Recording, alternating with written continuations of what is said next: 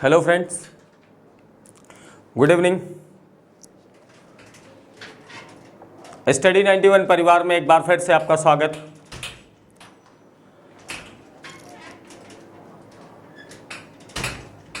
जैसा कि हम लोग भूगोल की प्रैक्टिस सेशन कर रहे हैं, इस प्रैक्टिस सेशन में आज का हमारा टॉपिक है मिसलेनियस, यानी कि संपूर्ण भूगोल से, भारत के संपूर्ण भूगोल से आपको इसमें मिक्स क्वेश्चन मिलेगा। इस क्वेश्चन को करते हैं, चलिएगा आज शुरू करते हैं अपने सेशन की शुरुआत हम करते हैं। उसके लिए एक इंफॉर्मेशन आपके लिए है। पेट 2022 का हमारी संस्था के द्वारा नया कोर्स लॉन्च किया गया है। पेट 2022 के साथ साथ सुपर टेट भी है। इंडिविजुअल हिंदी जो नितिन सर के द्वारा चलाई जा रही है, अगर आपको हिंदी में अच्छे अंक गेन करने हैं तो आप ये बैच ज्वाइन कर सकते हैं। यूपी पुलिस कांस्टेबल का भी नया बैच प्रारंभ है। अगर आपने हमारा एप्लीकेशन नहीं डाउनलोड किया है तो प्ले स्टोर से जा करके स्टडी 91 का ऑफिशियल एप्लीकेशन डाउनलोड कर सकते हैं। इस इंफॉर्मेशन के बाद आज की क्लास को हम शुरू करते हैं। ये हमारा पहला क्वेश्चन से पहले एक चीज जान लीजिए। पेट 2022 जिन लोगों को देना है, पेट 2022 जिन भी लोगों को देना है, उनके लिए एक रामबाण समझ लीजिए साबित हो सकती है। संपूर्ण अध्ययन सामग्री जीएस में आपको कहीं भी भटकने की आवश्यकता नहीं है, कहीं पे भी भटकने की आवश्यकता नहीं है। ये पुस्तक, ये जो बुक है नितिन सर के द्वारा, अमरीश सर के द्वारा बनाई गई है। आप ऑर्डर कर सकते हैं घर बैठे बैठे, इन नंबरों पे आप संपर्क कर सकते हैं। चलिएगा आज के सेशन की शुरुआत करते हैं हम। पहला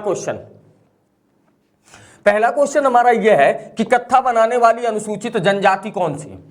सभी लोगों को गुड इवनिंग भाई, सभी लोगों को एक बार फिर से गुड इवनिंग। शुरू करते हैं आज की सेशन को। चलिएगा, कत्था बनाने वाली अनुसूचित जनजाति कौन है? अच्छा, ये जो कत्था बनाया जाता है, कत्था एक वृक्ष से प्राप्त किया जाता है और उस वृक्ष का नाम है खैर नामक वृक्ष। क्या नाम है?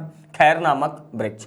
अब ये जो खैर नामक वृक्ष है, खैर नामक वृक्ष से कत्था प्राप्त किया जाता है और कत्था बनाने वाली जो जनजाति है, इसी वृक्ष के नाम पर इनका नाम पड़ गया है खैरवार। क्या नाम है? खैरवार। चलिए पहला क्वेश्चन, कत्था बनाने वाली अनुसूचित जनजाति कौन सी है? तो कत्था बनाने वाली अनुसूचित जनजाति कौन सी है?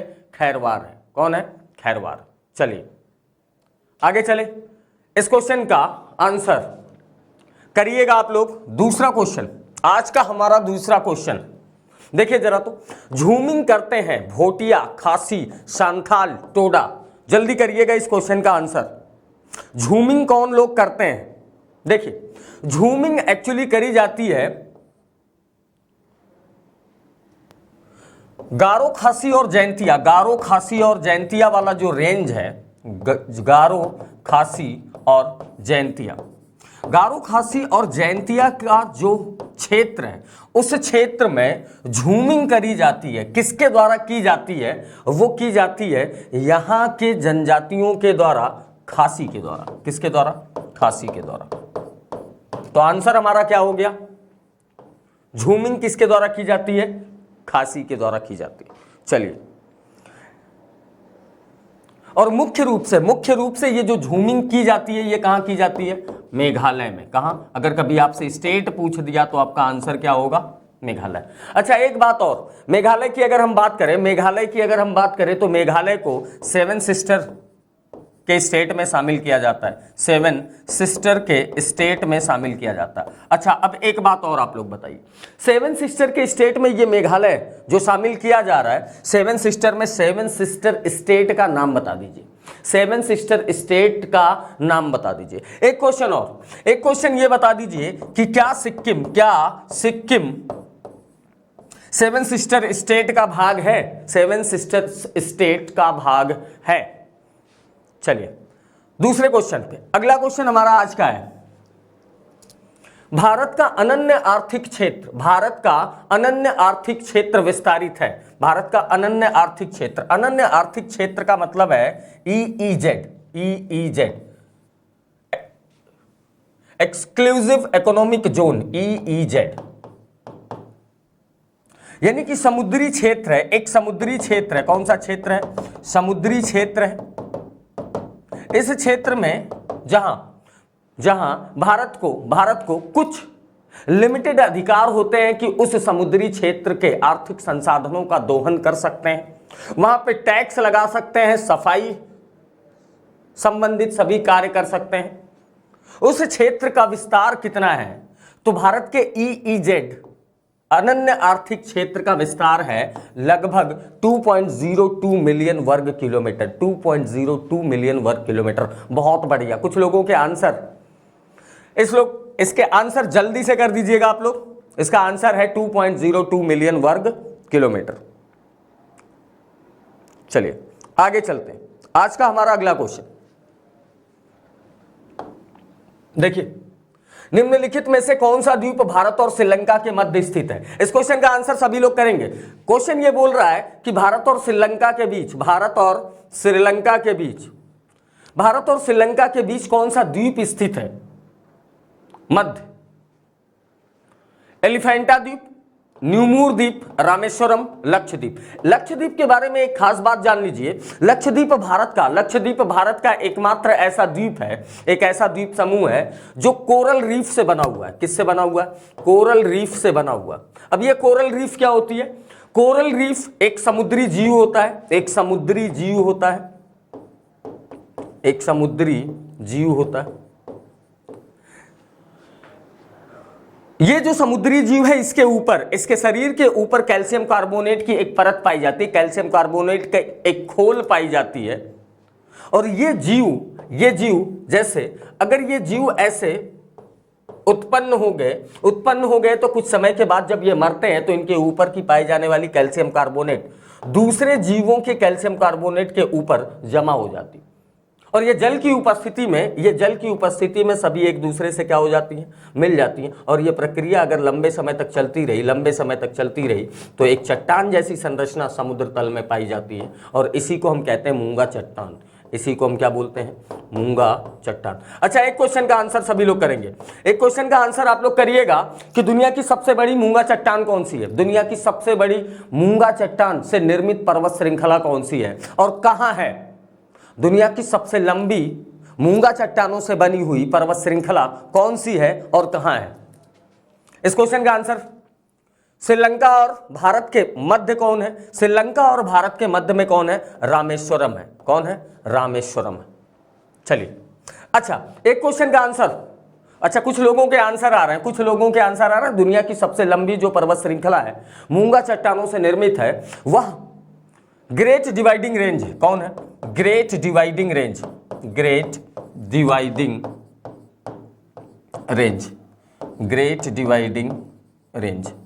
ये जो ग्रेट डिवाइडिंग रेंज है कहाँ है? ऑस्ट्रेलिया के पूर्वी तट पर है। कहाँ है?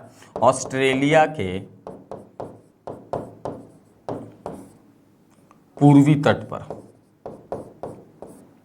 ऑस्ट्रेलिया के पूर्वी तट पर कौन है? ग्रेट डिवाइडिंग रेंज है। क्लियर? चलिए आगे चलते हैं। कर्क रेखा निम्नलिखित में से किस एक राज्य से होकर नहीं गुजरती है? कर्क रेखा निम्नलिखित में से किस एक राज्य से होकर नहीं गुजरती है? राजस्थान, गुजरात, त्रिपुरा, उड़ीसा। चलिए जल्दी करिएगा इस क्वेश्चन का आंसर। बहुत बढ़िया, शाबाश। देखिए कर्क रेखा की अगर हम बात करें तो भारत में कर्क रेखा, ये 23.5 डिग्री कर्क रेखा है। कौन सी? 23.5 डिग्री उत्तरी अक्षांश रेखा। 23.5 डिग्री उत्तरी अक्षांश रेखा कर्क रेखा कहलाती है, और यह कर्क रेखा भारत के कुल 8 राज्यों से होकर पास होती है। गुजरात, राजस्थान, मध्य प्रदेश, छत्तीसगढ़, झारखंड, पश्चिम बंगाल, त्रिपुरा और मिजोरम। कितने राज्य हो गए? 8 राज्य हो गए। इन 8 राज्यों में कौन नहीं है भैया? उड़ीसा। चलिए शाबाश, बहुत बढ़िया। आंसर सभी लोगों के आ रहे हैं उड़ीसा। क्लियर? अच्छा एक बात बताइए, एक बात बता दीजिए, उड़ीसा से कौन सी, उड़ीसा से क्या, उड़ीसा से 82.5 डिग्री, क्या उड़ीसा से 82.5 डिग्री पूर्वी देशांतर रेखा, जिसे भारत का मानक समय रेखा कहते हैं, जिसे भारत की क्या कहते हैं, मानक समय रेखा। भारत की मानक समय रेखा कितने राज्यों से होकर पास होती है? भारत की मानक समय रेखा, भारत की मानक समय रेखा 82.5 डिग्री पूर्वी देशांतर रेखा कितने राज्यों से होकर पास होती है? और ये जो 82.5 डिग्री पूर्वी देशांतर रेखा है भारत की मानक समय रेखा, जहां से संपूर्ण भारत का समय जोन स्थापित किया जाता है, उसे हम कहते हैं भारत की मानक समय रेखा। और ये भारत की मानक समय रेखा कौन सी है? 82.5 डिग्री पूर्वी देशांतर रेखा। अच्छा, एक क्वेश्चन का आंसर आप लोग और करेंगे, एक क्वेश्चन का आंसर आप लोग जल्दी से कर दीजिए कि भारत की मानक समय रेखा यानी कि 82.5 डिग्री पूर्वी देशांतर रेखा और अंतरराष्ट्रीय मानक समय रेखा में कुल कितने समय का अंतर पाया जाता है? अंतरराष्ट्रीय मानक समय रेखा और भारत की मानक समय रेखा में कुल कितने समय का अंतर पाया जाता है? इस क्वेश्चन का आंसर जल्दी करिएगा। अगले क्वेश्चन पर चलते हैं। सर्वप्रथम इंडिया शब्द का प्रयोग, सर्वप्रथम इंडिया शब्द का प्रयोग भारत के लिए किस भाषा से किया गया था? इंडिया शब्द का प्रयोग किस भाषा से किया गया था? उर्दू भाषा से, फारसी भाषा से, ग्रीक भाषा से, अरबी भाषा से? जल्दी करिएगा। इंडिया शब्द का प्रयोग किस भाषा से किया गया था? चलिए, बहुत बढ़िया, शाबाश। कुछ लोगों के आंसर आ रहे हैं, कुछ लोगों के आंसर आ रहे हैं ग्रीक। कहां से किया गया? ग्रीक से किया गया। अगला क्वेश्चन, क्षेत्रफल की दृष्टि से, क्षेत्रफल की दृष्टि से देश का सबसे बड़ा राज्य कौन सा है? मध्य प्रदेश, उत्तर प्रदेश, राजस्थान, बिहार। देश का सबसे बड़ा राज्य, देश का सबसे बड़ा राज्य क्षेत्रफल की दृष्टि से कौन सा है? देखिए, अगर 4 सबसे बड़े राज्यों की बात करें तो सबसे बड़ा राज्य आता है राजस्थान। कौन? राजस्थान। सबसे बड़ा राज्य, सबसे बड़ा राज्य की अगर हम बात करें तो सबसे बड़ा राज्य कौन सा है?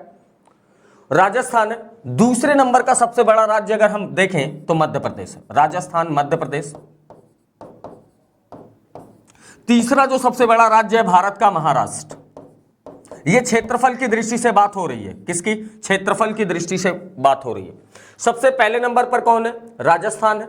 दूसरे नंबर पर कौन है? मध्य प्रदेश है। तीसरे नंबर पर कौन है? महाराष्ट्र है। और चौथे नंबर की अगर हम बात करें तो उत्तर प्रदेश है।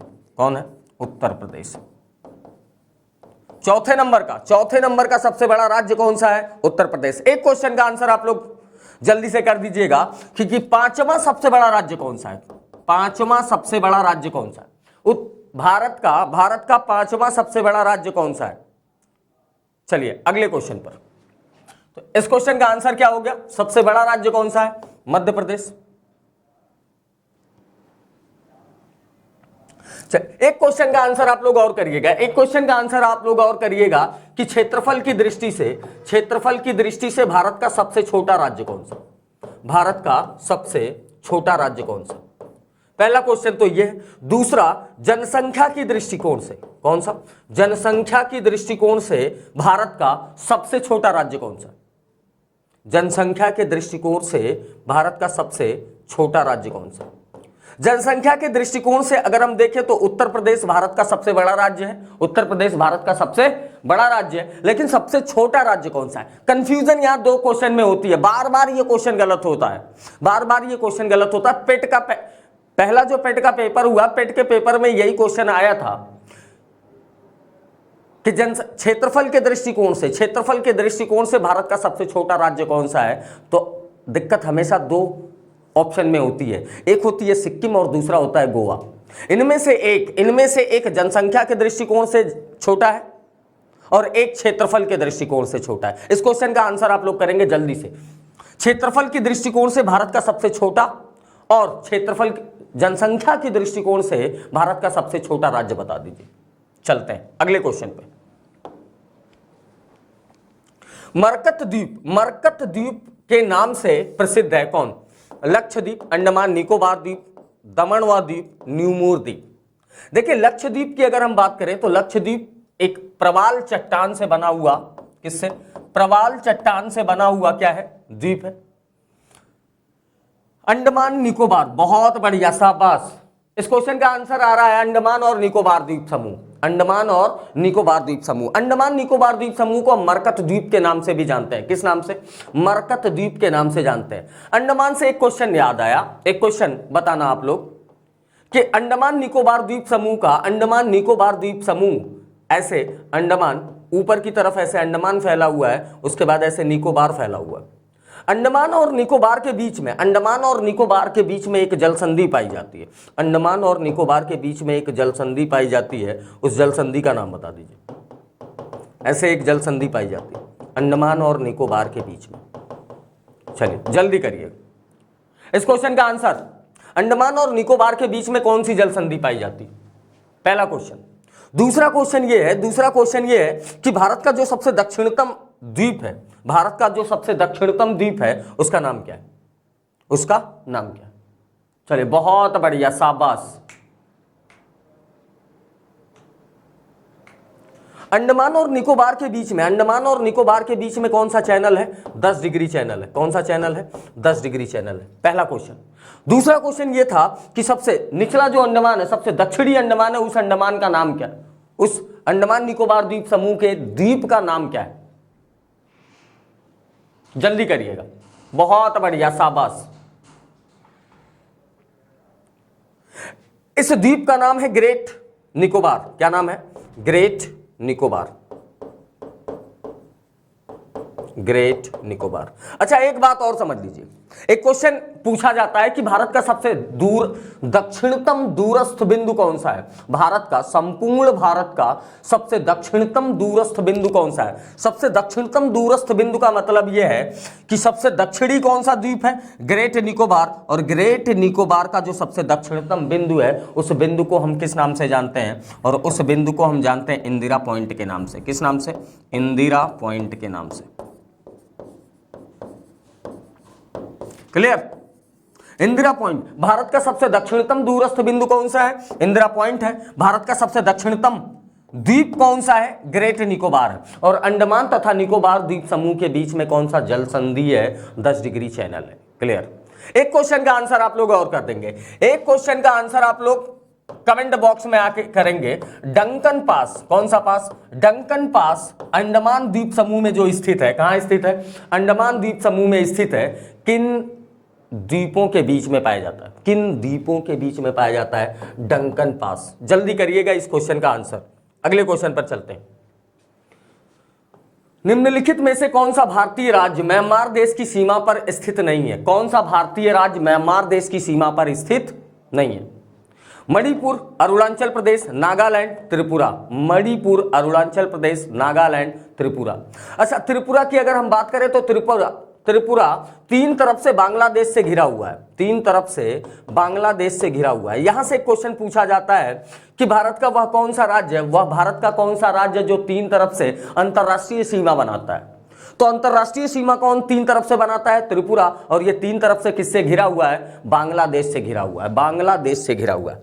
अच्छा एक बात और जान लीजिए, बांग्लादेश भारत का स्थल पड़ोसी देश है। बांग्लादेश भारत का स्थल पड़ोसी देश है और यह भारत के साथ सबसे लंबी सीमा रेखा साझा करने वाला देश है।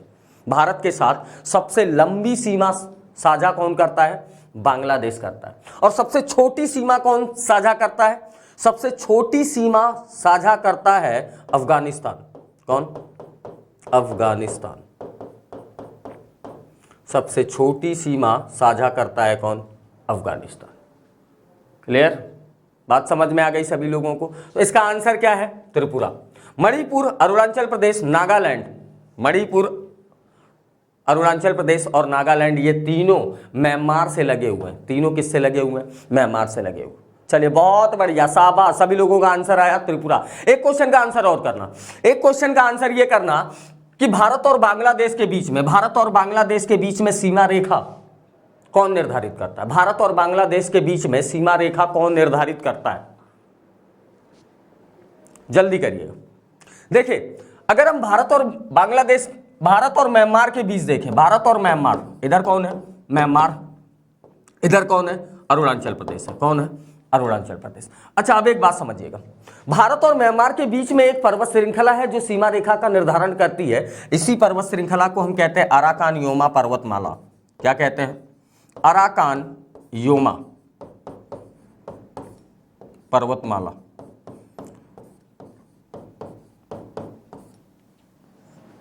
अराकान योमा पर्वतमाला भारत और म्यांमार के बीच क्या करती है? सीमा रेखा का निर्धारण करती है। आगे चलते हैं।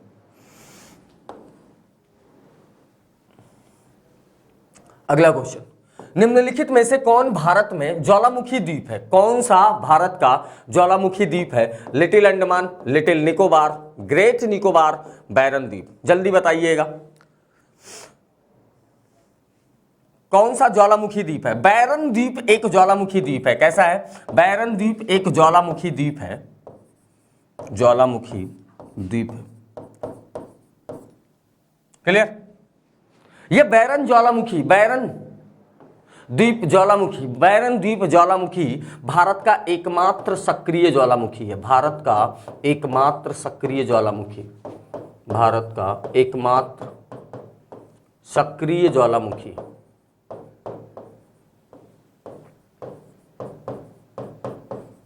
भारत का एकमात्र सक्रिय ज्वालामुखी है। अच्छा, एक क्वेश्चन का आंसर आप लोग और करिएगा, एक क्वेश्चन का आंसर आप लोग और करिएगा कि भारत का सुषुप्त या मृत ज्वालामुखी, भारत का सुषुप्त या मृत ज्वालामुखी कौन सा है? उस ज्वालामुखी का नाम बता दीजिए जल्दी से। अगला क्वेश्चन, अगले क्वेश्चन पर चलते हैं। पिछले क्वेश्चन का आंसर करते रहिए आप लोग।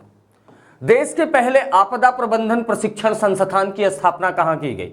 आपदा प्रबंधन प्रशिक्षण संस्थान की स्थापना कहां की गई? देश का जो पहला बना था उसकी स्थापना कहां की गई? इस क्वेश्चन का आंसर करना, जल्दी करिएगा।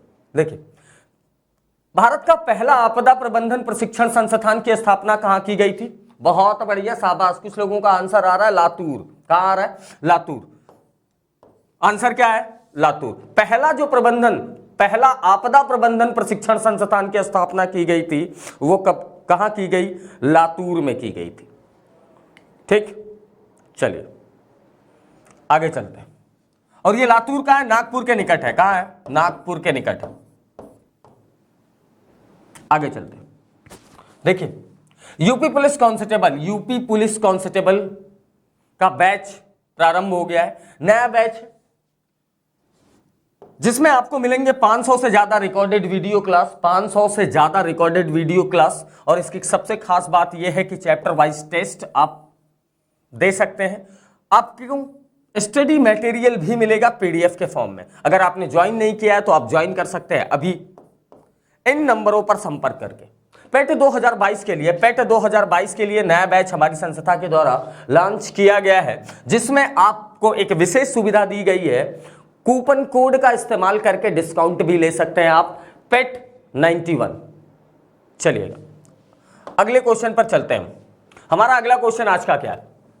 दक्षिणी गोलार्ध में पवन के बाईं ओर विचलन का क्या कारण? दक्षिणी गोलार्ध में पवन के बाईं ओर के विचलन का क्या कारण है? तापमान, चुंबकीय क्षेत्र, पृथ्वी का घूर्णन, दाब। जल्दी बताइएगा ये क्या कह रहा है, क्वेश्चन क्या कह रहा है, ऐसे समझो जरा।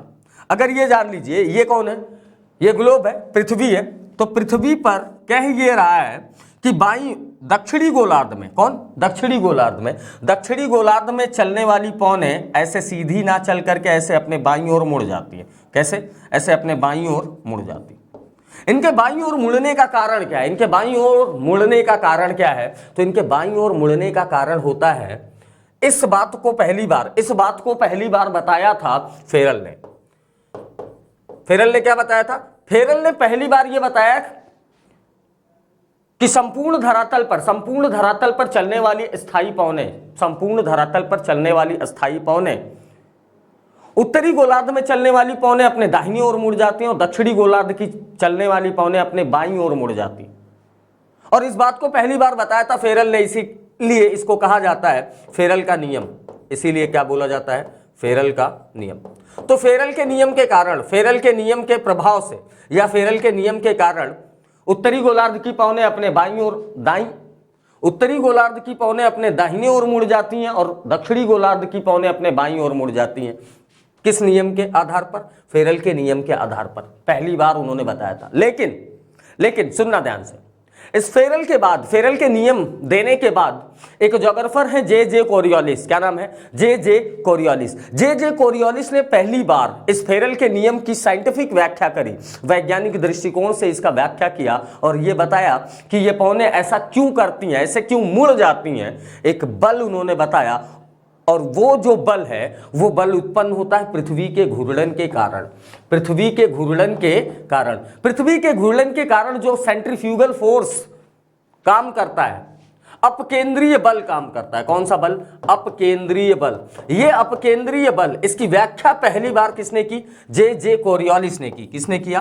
कोरियोलिस ने किया।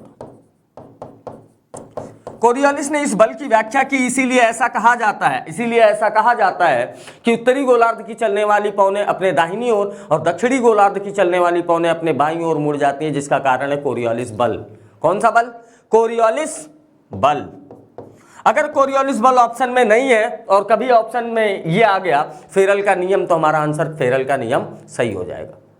बात समझ में आ गई? अगर ये दोनों नहीं है तो ये एक ऑप्शन जो आपके सामने है, पृथ्वी का घूर्णन। इसी पृथ्वी के घूर्णन के कारण ही कोरियोलिस बल की उत्पत्ति होती है।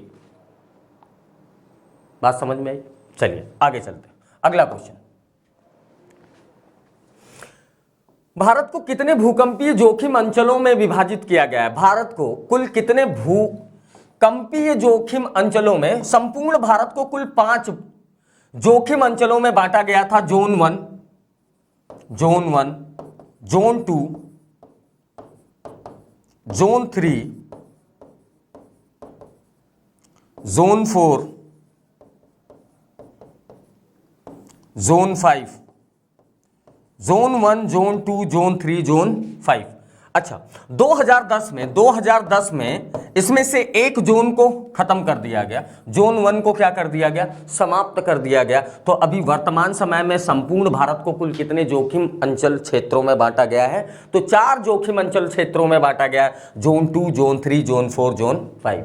एक बात, जोन 2 जो है, जोन 2 यह सबसे कम भूकंपीय झटकों वाला क्षेत्र है और जोन 5 सबसे अधिक भूकंपीय झटकों वाला क्षेत्र है। यानी कि ये सबसे खतरनाक जोन है और ये सबसे कम भूकंपीय झटका महसूस करने वाला क्षेत्र है। क्लियर? चलिएगा अगले क्वेश्चन पर चलते हैं। निम्नलिखित में से कौन सा कथन 82 डिग्री, 82.5 डिग्री पूर्वी देशांतर संबंध में सही नहीं है? मतलब ये क्वेश्चन कह रहा है कि 82.5 डिग्री देशांतर से 82.5 डिग्री पूर्वी देशांतर के संबंध में निम्नलिखित में से कौन सा स्टेटमेंट सही नहीं है। इस क्वेश्चन का आंसर करेंगे। शाबाश, बहुत बढ़िया। चलो आगे चलते हैं। यह भारत के लिए मानक देशांतर रेखा है, बिल्कुल सही है। 82.5 डिग्री पूर्वी देशांतर रेखा को हम भारत की मानक समय रेखा कहते हैं, इंडियन स्टैंडर्ड टाइमलाइन के नाम से जानते हैं। इस रेखा का स्थानीय समय ग्रीनविच समय से 5.5 घंटे आ गया, बिल्कुल सही है, 5.5 घंटे आ गए। यह रेखा इलाहाबाद के समीप से गुजरती है, बिल्कुल सही है। यह रेखा इलाहाबाद के नैनी के समीप से गुजरती है। यह भारत को 2 बराबर भागों में विभाजित करती है, बिल्कुल नहीं, यह भारत को 2 बराबर भागों में विभाजित नहीं करती है। 82.5 डिग्री पूर्वी देशांतर रेखा कुल कितने राज्यों से होकर पास होती है? जल्दी से इस क्वेश्चन का आंसर, कुल कितने राज्यों से होकर पास होती है? अगर इसको हम देखें तो कुल ये 5 राज्यों से होकर पास होती है। कितने राज्यों से? 5 राज्यों से होकर पास होती है। UP, MP, Chhattisgarh, UP, MP, Chhattisgarh, उसके बाद उड़ीसा, उसके बाद आंध्र प्रदेश। बात समझ में आ गई? कितने राज्यों से होकर पास होती है? 5 राज्यों से होकर पास होती है। यूपी, एमपी, छत्तीसगढ़, उड़ीसा और आंध्र प्रदेश। तो इसका आंसर क्या हो गया? देशांतर के संबंध में सही नहीं है, तो आंसर सही हो गया हमारा चौथा। अगले क्वेश्चन पर चलते हैं। क्षेत्रफल की दृष्टि से भारत का सबसे बड़ा जिला, क्षेत्रफल की दृष्टि से भारत का सबसे बड़ा जिला निम्नलिखित में से कौन है? बस्तर, कच्छ, जैसलमेर और बाड़मेर। जल्दी बताइएगा इस क्वेश्चन का आंसर। सबसे बड़ा जिला कौन सा है?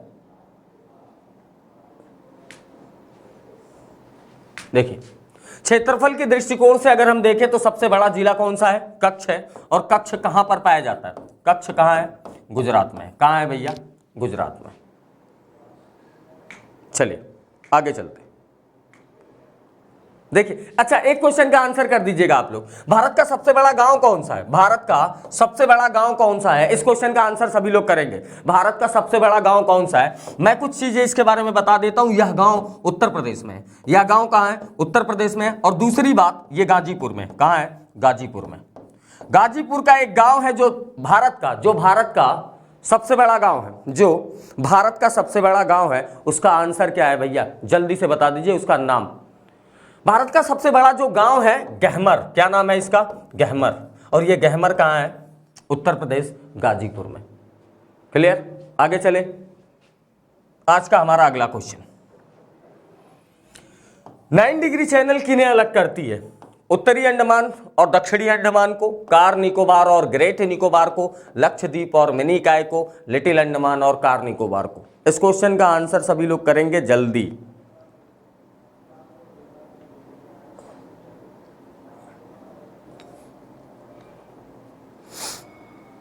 देखिए, अच्छा देखिए, अंडमान निकोबार द्वीप समूह की अगर हम बात करें तो ऐसे है अंडमान, और उसके नीचे ऐसे फैला हुआ है निकोबार द्वीप समूह। उसके नीचे कौन फैला हुआ है? यह है अंडमान और ये निकोबार। ये कौन है? निकोबार। अंडमान और निकोबार के बीच में एक जलसंधि है। इस जलसंधि का नाम है 10 डिग्री चैनल। क्या नाम है? 10 डिग्री चैनल। क्लियर? आगे चलते हैं। इधर देखिए, लक्षद्वीप, ऐसे लक्षद्वीप है। उसके नीचे ऐसे एक छोटा सा द्वीप समूह और है, लक्षद्वीप और मिनिकॉय द्वीप समूह। इस लक्षद्वीप और मिनिकॉय द्वीप समूह के बीच में एक जलसंधि है जिसे कहते हैं 9 डिग्री चैनल। क्या नाम है? 9 डिग्री चैनल। तो आपका आंसर क्या था? 9 डिग्री चैनल किसे अलग करता? लक्षद्वीप और मिनिकॉय को। ये ऊपर कौन है? लक्षद्वीप है, और नीचे कौन है? मिनिकॉय। एक क्वेश्चन का आंसर आप लोग और करेंगे जल्दी से। एक क्वेश्चन का आंसर आप करेंगे कि 8 डिग्री चैनल किन्हें अलग करता है? 8 डिग्री चैनल किन्हें अलग करता है? अंडमान निकोबार द्वीप समूह इधर है भारत के बंगाल की खाड़ी में, लक्षद्वीप और मिनिकॉय द्वीप समूह अरब सागर में।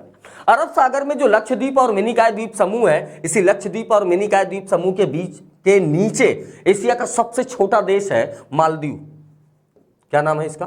मालदीव। अच्छा, एक क्वेश्चन का आंसर जल्दी से आप लोग और करिएगा। मालदीव की राजधानी कहां है? मालदीव की राजधानी कहां है? एशिया का सबसे छोटा देश कौन सा? मालदीव। इस मालदीव और लक्षद्वीप मिनिकॉय के बीच में, या हम यूं कह दें कि मिनिकॉय के बीच में, मिनिकॉय और मालदीव के बीच में एक चैनल है जिसका नाम है 8 डिग्री चैनल। क्या नाम है? 8 डिग्री चैनल। तो आपने 3 चैनल जान लिए, 8 degree channel, 9 degree channel, 10 degree channel. Clear? इसकी राजधानी अभी मैंने पूछा था, मालदीव की राजधानी कहां है? बहुत बढ़िया, सभी लोगों का आंसर आ रहा है माले। सभी लोगों का आंसर क्या आ रहा है? माले। मालदीव की राजधानी कहां है? माले। क्लियर? एक क्वेश्चन का आंसर और करना। एक क्वेश्चन का आंसर यह करना कि ग्रेट चैनल किसे किसे अलग करता है? ग्रेट चैनल किसे किसे अलग करता है? देखिए, ग्रेट चैनल की अगर हम बात करें तो यह अंडमान निकोबार द्वीप समूह के बाद, अंडमान निकोबार द्वीप समूह के बाद दुनिया का सबसे बड़ा द्वीप समूह शुरू होता है, इंडोनेशिया द्वीप समूह। एक बात समझिए, दुनिया का सबसे बड़ा द्वीप कौन सा है? 2 अलग अलग क्वेश्चन है, कंफ्यूज नहीं होना है। 2 अलग अलग क्वेश्चन है, देखना। एक दुनिया का सबसे बड़ा द्वीप, दुनिया का सबसे बड़ा द्वीप, और दूसरा दुनिया का सबसे बड़ा द्वीप समूह, सबसे बड़ा द्वीप समूह।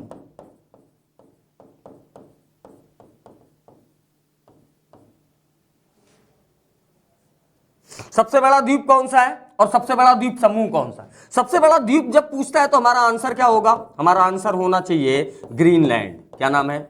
ग्रीनलैंड। दूसरा, जब द्वीप समूह की बात करता है तो सबसे बड़ा द्वीप समूह है इंडोनेशिया।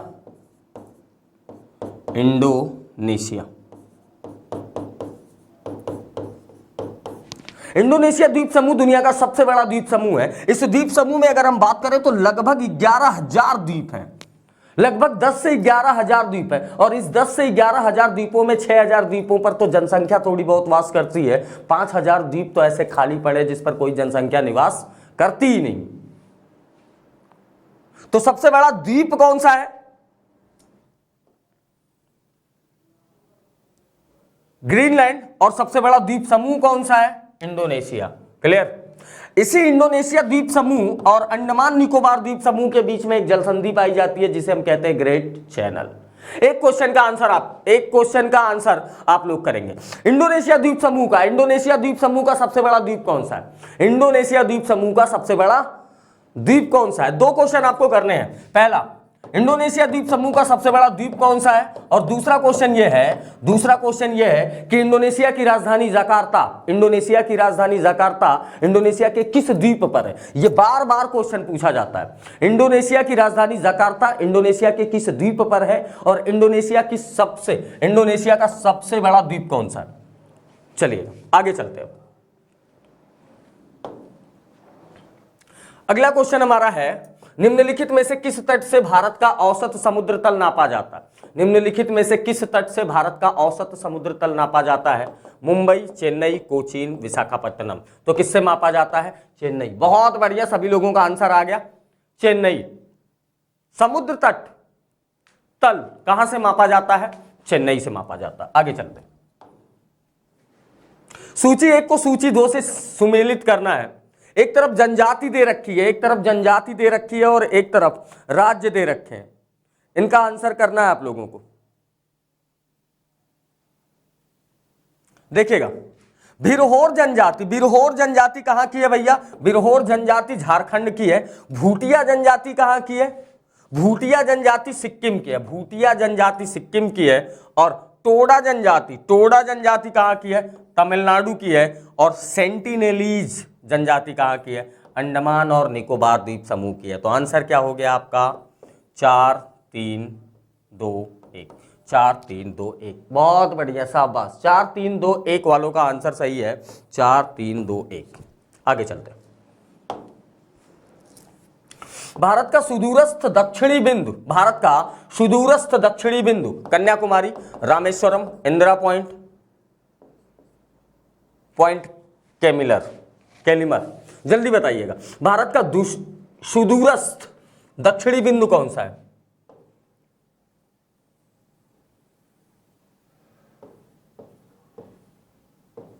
देखना, यहां से दो तरीके के क्वेश्चन बनते हैं। एक तो बोलता है सुदूरस्थ दक्षिणी बिंदु, और दूसरा कहता है कि मुख्य भूमि का, दूसरा क्या कहता है? मुख्य भूमि का दूरस्थ दक्षिणी बिंदु, मुख्य भूमि का दक्षिणी बिंदु। दो क्वेश्चन बनते हैं, और इन दोनों में कंफ्यूजन हमेशा होती है, और ये तब ज्यादा होती है जब कन्याकुमारी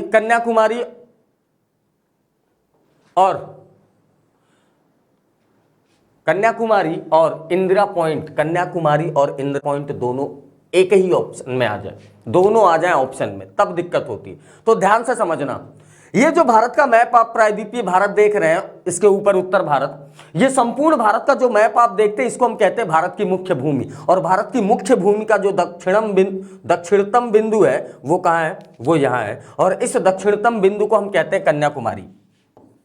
क्या कहते हैं इसको? कन्याकुमारी। और ये जो दक्षिणतम बिंदु कन्याकुमारी है, ये है कहां? ये है तमिलनाडु में। कहां है? तमिलनाडु में। क्लियर? लेकिन जब सुदूरस्थ बोल दे, सुदूरस्थ का मतलब है कि अब अंडमान निकोबार द्वीप समूह भी उसमें शामिल हो जाएगा, क्योंकि अंडमान निकोबार द्वीप समूह का जो सबसे दक्षिणतम द्वीप है ग्रेट निकोबार, वो ग्रेट निकोबार भारत के दक्षिणी बिंदु से और नीचे।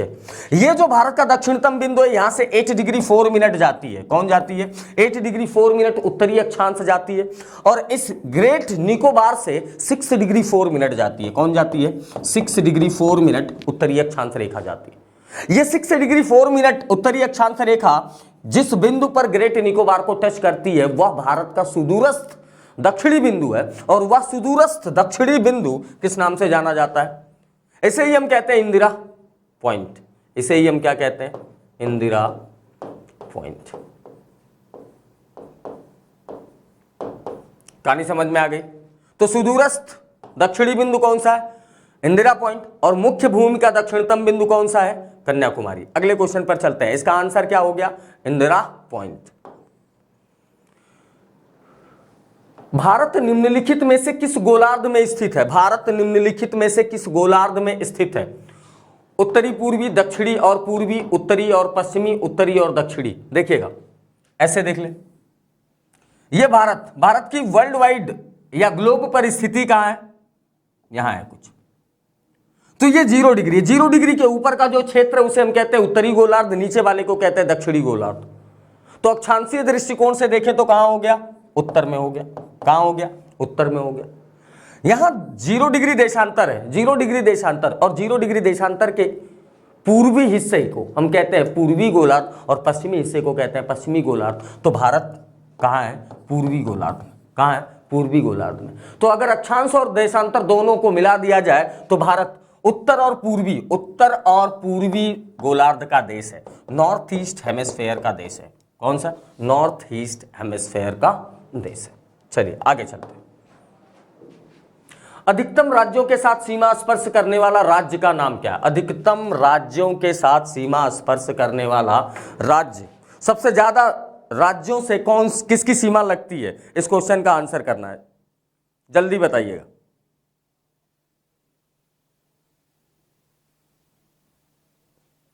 देखिए, सबसे अधिक जो राज्यों के साथ सीमा बनाता है वो कौन है? उत्तर प्रदेश। सबसे अधिक राज्यों के साथ सीमा कौन बनाता है? उत्तर प्रदेश। क्लियर? चलिए, बहुत बढ़िया, सभी लोगों का आंसर आ रहा है उत्तर प्रदेश। आगे चलते हैं। अच्छा, एक क्वेश्चन का आंसर और कर दो। उत्तर प्रदेश राज्यों के अलावा किस एक देश से अंतरराष्ट्रीय सीमा बनाता है? राज्यों के अलावा उत्तर प्रदेश किस एक देश से अंतरराष्ट्रीय सीमा बनाता है? इस क्वेश्चन का आंसर करिएगा। भारत में सबसे छोटा दिन कब होता है? भारत में सबसे छोटा दिन कब होता है? भारत में सबसे छोटा दिन कब होता है? 22 दिसंबर, 21 मार्च, 23 सितंबर, 22 जून। जल्दी बताइएगा। देखिए, भारत यहां है कर्क रेखा पर, और जब सूर्य प्रकाश किरण लंबवत मकर रेखा पर होता है, कहां होता है? मकर रेखा पर होता है, तब भारत की स्थिति सूर्य के लंबवत प्रकाश किरण से दूर होती है, और यह डेट होती है 22 दिसंबर। कौन सा? 22 दिसंबर। 22 दिसंबर को सूर्य प्रकाश किरण लंबवत कर्क रेखा से बहुत दूर होती है, और वो होती कहां है? मकर रेखा पर होती है। इसीलिए 22 दिसंबर के दिन भारत में सबसे छोटा दिन पाया जाता है। एक क्वेश्चन का तब आंसर और कर दीजिए, भारत में सबसे बड़ा दिन कब होगा? भारत में सबसे बड़ा दिन कब होगा? इस क्वेश्चन का आंसर जल्दी से करेंगे। चलिएगा आगे चलते हैं। यूपी ट्रिपल एससी पेट 2022 का नया बैच प्रारंभ हो गया है, आप इसे ज्वाइन कर सकते हैं। उसके साथ ही साथ सुपर टेट का भी बैच चल रहा है। अगले क्वेश्चन पर चलते हैं। डंकन पैसेज या डंकन पास निम्नलिखित में से किसके मध्य स्थित है? अंडमान और निकोबार, दक्षिणी व लिटिल अंडमान, उत्तरी व मध्य अंडमान, उत्तरी व दक्षिणी अंडमान के बीच में। जल्दी बताइएगा इस क्वेश्चन का आंसर। डंकन पास किसमें स्थित है? अभी मैंने ये क्वेश्चन शायद पूछा हुआ था।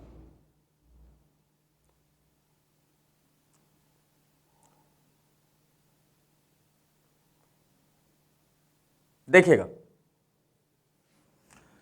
डंकन पास दक्षिणी व लिटिल अंडमान के बीच में पाया जाता है। किसके? दक्षिणी और लिटिल अंडमान के बीच में पाया जाता है। यह उत्तरी अंडमान है, इसे उत्तरी अंडमान, इसे मध्य अंडमान कहते हैं, इसे दक्षिणी अंडमान कहते हैं। यह उत्तरी अंडमान, इसे मध्य अंडमान, और यह दक्षिणी अंडमान, और इसे कहते हैं हम लिटिल अंडमान। इसे क्या कहते हैं? लिटिल अंडमान। अच्छा, मुख्य रूप से अंडमान द्वीप समूह को देखें तो ये 4 बड़े द्वीप हैं, उत्तरी अंडमान, मध्य अंडमान, दक्षिणी अंडमान और लिटिल अंडमान। दक्षिणी अंडमान और लिटिल अंडमान के बीच में एक जलसंधि है जो दक्षिणी अंडमान को लिटिल अंडमान से अलग करती है, और इसे हम कहते हैं डंकन पास। इसे हम क्या कहते हैं? Duncan pass. चलिए, बहुत बढ़िया आंसर आया कुछ लोगों का डंकन पास। दक्षिणी व लिटिल अंडमान। अगला क्वेश्चन, नागा, खासी और गारो पहाड़ियां स्थित है। नागा, खासी और गारो पहाड़ियां कहाँ स्थित है? पूर्वांचल पर्वतमाला में, काराकोरम पर्वतमाला में, जास्कर पर्वतमाला में, हिमालय पर्वतमाला में। तो देखिएगा, ना तो ये काराकोरम में है, ना तो ये कहां है, काराकोरम में। काराकोरम लद्दाख। काराकोरम कहां है भैया? काराकोरम ट्रांस हिमालय का भाग है। कहां है? ट्रांस हिमालय का भाग है। जास्कर किसका भाग है? जल्दी बताइएगा। काराकोरम लद्दाख किसका हिस्सा है? ट्रांस हिमालय का। काराकोरम लद्दाख के साथ साथ जास्कर भी किसका हिस्सा है? ट्रांस हिमालय का। देखिए ऐसे, काराकोरम, लद्दाख और जास्कर। यह है काराकोरम, यह है लद्दाख और यह है जास्कर। यह क्रम से याद रखिएगा। कभी कभी यह क्रम बताने को बताता है कि उत्तर से दक्षिण का क्रम बताइए ट्रांस हिमालय का पर्वतीय क्षेत्र। काराकोरम, लद्दाख और जास्कर। काराकोरम, लद्दाख और जास्कर ट्रांस हिमालय का भाग है। किसका भाग है? ट्रांस हिमालय का भाग है। और पूर्वोत्तर भारत में जो पर्वत श्रृंखला फैली हुई है, जो हिमालय की पर्वत श्रृंखला फैली हुई है, उसको हम किस नाम से जानते हैं? पूर्वांचल पर्वतमाला के नाम से जानते हैं। किसको? पूर्वांचल पर्वतमाला के नाम से जानते हैं। और इसी पूर्वांचल पर्वतमाला का हिस्सा है गारो, खासी और नागा। नागा पहाड़ियां कहाँ है? नागा पहाड़ियां नागालैंड में है। नागा पहाड़ियां कहाँ पे है? नागालैंड में।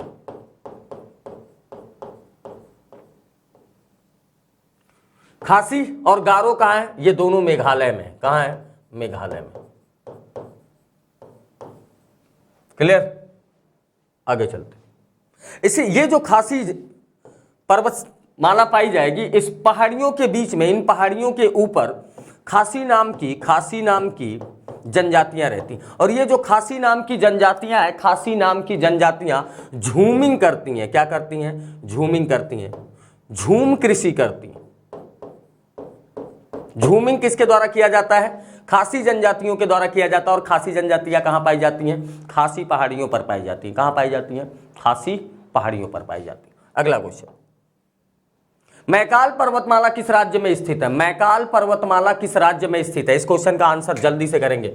उत्तर प्रदेश राज्य, उत्तर प्रदेश, राजस्थान, बिहार और छत्तीसगढ़। मैकाल पर्वतमाला किस राज्य में स्थित है? देखिए, मैकाल पर्वतमाला छत्तीसगढ़ में। मैकाल पर्वतमाला कहां है? छत्तीसगढ़ में। एक क्वेश्चन का आंसर आप लोग करेंगे कि मैकाल पर्वतमाला की सबसे ऊंची चोटी कौन सी है?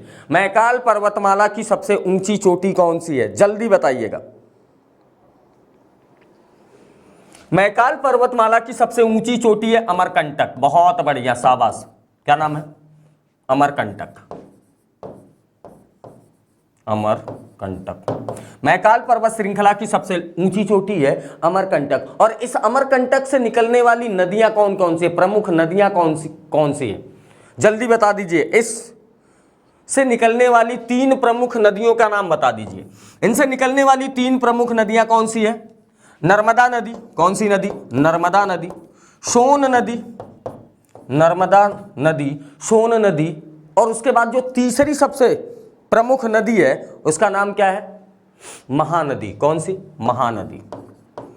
तो ये 3 नदी हैं जो कहां से निकलती है? अमरकंटक से। अमरकंटक से ऐसे 3 नदी, महानदी, उसके बाद इधर की तरफ चलती है नर्मदा, और ऐसे ऊपर की तरफ कौन चलती है? सोन नदी। सोन किसकी सहायक नदी है? एक क्वेश्चन का आंसर आप लोग करेगा जल्दी से। सोन किसकी सहायक नदी है? सोन किसकी सहायक नदी है? एक क्वेश्चन ये है कि सोन किसकी सहायक नदी है, और दूसरा ये है कि भारत की कौन सी नदी जो अमरकंटक से निकलती है? भारत की कौन सी नदी जो अमरकंटक से निकलती है? भ्रंश घाटी से होकर प्रवाहित होती है। किससे? भ्रंश घाटी से होकर प्रवाहित होती है। तो भ्रंश घाटी से कौन प्रवाहित होता है? भ्रंश घाटी से नर्मदा प्रवाहित होती है। और नर्मदा डेल्टा का निर्माण नहीं करती है, ये ज्वार नदमुख का निर्माण करती है। किसका? ज्वार नदमुख का निर्माण करती है। क्लियर? सोन गंगा की सहायक नदी है। सोन किसकी सहायक नदी है? गंगा की सहायक नदी है। एक बात और जानिएगा, सोन नदी भारत की एकमात्र ऐसी नदी है। सोन नदी भारत की एकमात्र ऐसी नदी है जिसका प्रवाह दक्षिण से उत्तर की तरफ है। जिसका प्रवाह किधर से किधर है? दक्षिण से उत्तर की तरफ पाया जाता है। क्लियर।